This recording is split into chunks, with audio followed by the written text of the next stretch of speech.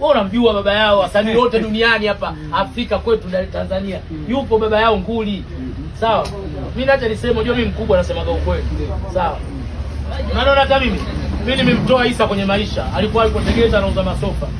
Isa huyu. Leo ndo nimemleta hapa Kinondoni, lakini sasa hivi mimi adui yake.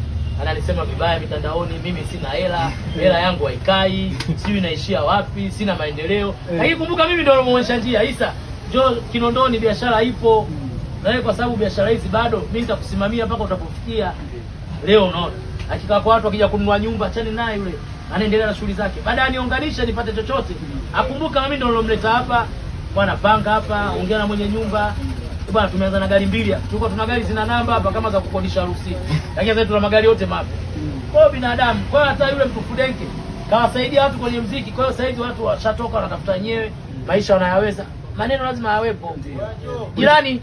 Jirani Doto, hiyo clip ya jana ya Isa Tambuliona ameandika jina lako na ameandika jina la kiwanda chake pale, ameandika ya kwako X afu pale kwenye kiwanda anakiombea, anaomba dua kifanikiwe, lakini wewe hataki ufanikiwe. Ngoja nikwambie.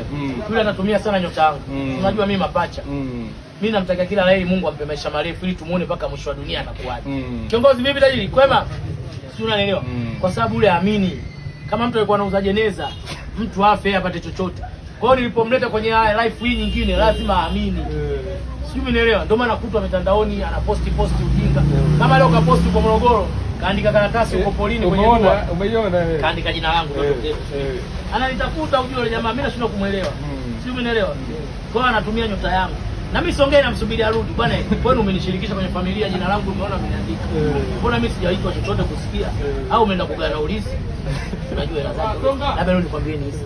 Hela zake za adabu. Sasa unaweza kumuona ghafla tu aonekane duniani. Kweli? Oh, wewe vipi babu, shtuka wewe. Kila mtu anajenga yeye nyumba anauza. Watu wanahangaika kutafuta hata kibanda cha kulala chumba kimoja. Lakini kila siku anajenga magorofa. Hela za adabu.